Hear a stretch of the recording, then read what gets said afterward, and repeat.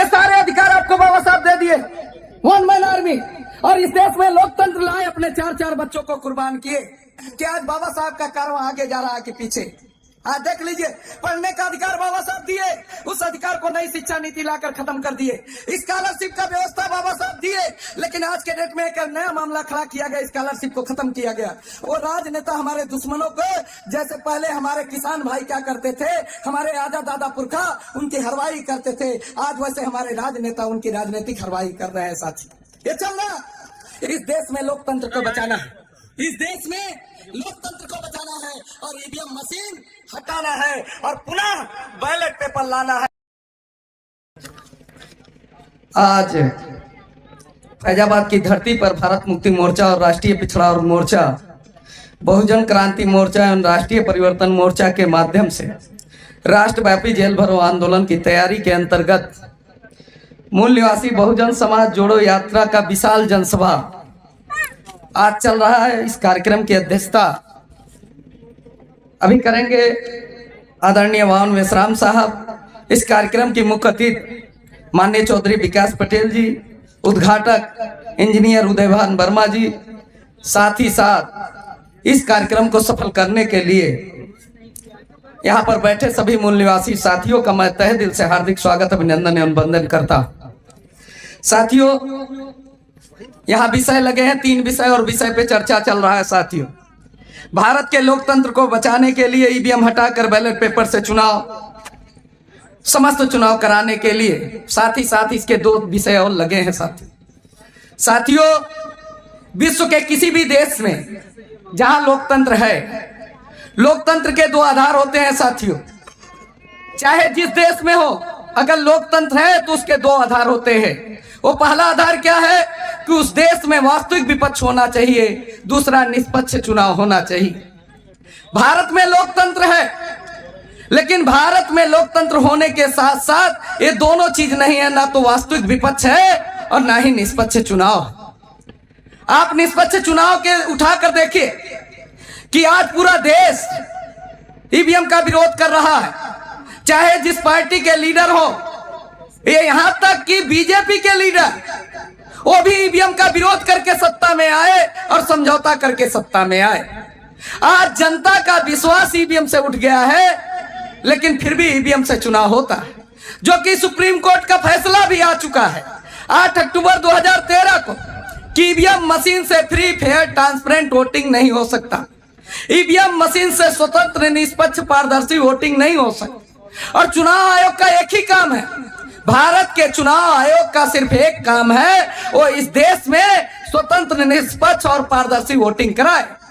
जो कि भारत का चुनाव आयोग एक काम अपने स्वतंत्र रूप से नहीं करा पा रहा है। उसका कारण है कि आज व्यवस्था पे ईवीएम के माध्यम से दुश्मनों का कब्जा है। वो कब्जा होने की वजह से क्या हो रहा, उस कब्जा होने के वजह से अभी 2 महापुरुषों का मैं उदाहरण बताना चाहता। अभी हमारे एक साथी कहे, अभी महिला साथी कहे जय भीम, जय जय जय जय जय भीम करने से नहीं होगा। तो साथियों, मैं आपको बताना चाहता कि बाबा साहब भीमराव अंबेडकर कहे एक single man single army, one man army. और चारों तरफ आप निगाह उठाकर देखो, वन मैन आर्मी सारे अधिकार आपको दे दिए। यहाँ जितने लोग बैठे हैं सभी को अधिकार दे दी, और वो अधिकार सिंगल मैन आर्मी खुद लड़के आपको अधिकार दिया। और किस क्षेत्र में नहीं दिया, आप सोचो। आपको पढ़ने का अधिकार दिए, और जब पढ़ने का अधिकार बाबा साहब दिए, उस समय हमारे जेब में पैसे नहीं होते थे, तो बाबा साहब स्कॉलरशिप का व्यवस्था किए। स्कॉलरशिप के व्यवस्था के साथ पढ़ने का अधिकार दिए, और जब पढ़ लिख लेंगे तो हमारे लोग क्या करेंगे, तो बाबा साहब नौकरियों में आरक्षण का व्यवस्था दिए। और नौकरियों में जब आरक्षण का व्यवस्था दिए, तो नौकरी में जो बैठे लोग होते हैं, कर्मचारी लोग होते हैं, उनको चलाने का काम देश का राजनेता करता है। तो बाबा साहब वहां भी सोचे, इसलिए आपको राजनीतिक आरक्षण दिए कि हमारे लोग भी राजनेता बनेंगे। ये सारे अधिकार आपको बाबा साहब दे दिए, वन मैन आर्मी। और इस देश में लोकतंत्र लाए, अपने 4-4 बच्चों को कुर्बान किए। और इसके बाद मैं कांसीराम साहब का उदाहरण देना चाहता। ये अधिकार बाबा साहब दिए, और उंगली भी दिखाए। क्या उंगली दिखाए? किस कारवा को मैं बड़ी कठिन परिश्रम से यहाँ तक लाया हूँ, इसको आगे ना ले जा सको तो पीछे भी जाने मत देना मेरे साथियों। कम से कम वहीं रोक कर रखना, आगे कोई आएगा ले जाएगा। लेकिन साथियों, आज यहाँ बैठे लोग हैं, इन सभी लोगों से पूछना चाहता हूं कि आज बाबा साहब का कारवां आगे जा रहा है कि पीछे?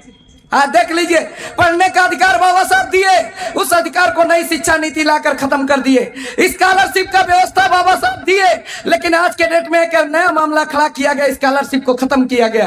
वो खत्म कैसे किया गया कि आपको पढ़ने के साथ जीवन में एक बार स्कॉलरशिप मिलेगा, दोबारा आपको स्कॉलरशिप नहीं मिलेगा। अभी अंबेडकर नगर की धरती पर पंकज बौद्ध किधर बैठे हैं, वो LLB में एडमिशन कराए और LLB एडमिशन के बाद जब वो अपना फॉर्म स्कॉलरशिप का डाले तो उनको सूचना दिया गया कि आप बीएड कर चुके हैं, बीएड में स्कॉलरशिप ले चुके हैं, इसलिए LLB में स्कॉलरशिप नहीं मिलेगी। आपके स्कॉलरशिप को खत्म कर दिए। कर्मचारी बनने का जो अवसर बाबा साहब दिए, आप जानिए LPG कानून 1991 में बनाया गया। LPG कानून के माध्यम से आज निजीकरण के माध्यम से नरेंद्र मोदी की सरकार प्रत्येक संस्था को बेचकर आपको पैदल करने का काम चल रहा है। साथी, जो राजनीतिक व्यवस्था बाबा साहब दिए कि हमारे राजनेता बनेंगे, उन राजनेताओं को आज का कंडीशन क्या है? वो राजनेता हमारे दुश्मनों को, जैसे पहले हमारे किसान भाई क्या करते थे, हमारे आजा दादा पुरखा उनकी हरवाई करते थे, आज वैसे हमारे राजनेता उनकी राजनीतिक हरवाई कर रहे हैं। साथी, ये चल रहा, ये सत्यानाश इसी वजह से कि आज हमारे नेता उनकी राजनीतिक हरवाई कर रहे हैं। और एक एक नेता की बात बताऊं, ऐसा ऐसा बयान देते हैं टीवी चैनल पर। आप एक निषादों की पार्टी है और निषाद महाराज जी कह रहे हैं कि बीजेपी जब तक निषाद बिरादरी को अनुसूचित जात में शामिल नहीं करती तब तक मैं बीजेपी को समर्थन देता रहूंगा। ताज्जुब लगता है, ऐसे ऐसे बयान है लोगों के। अरे समर्थन देते रहोगे, समाज का भला कैसे होगा? लेकिन समाज को बरगलाने का काम चल रहा है। साथियों, ये क्यों हो रहा है? तो दूसरे महापुरुष कांसीराम साहब का उदाहरण देना चाहता हूं। आज क्या है, आज गली गली में पेपर उठाकर देखिए, हमारे समाज पे अन्याय अत्याचार है।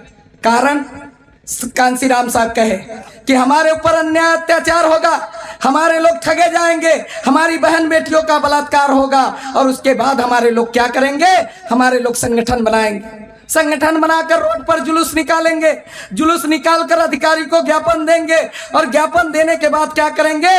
इतिश्री कर लेंगे और काम खत्म कर लेंगे।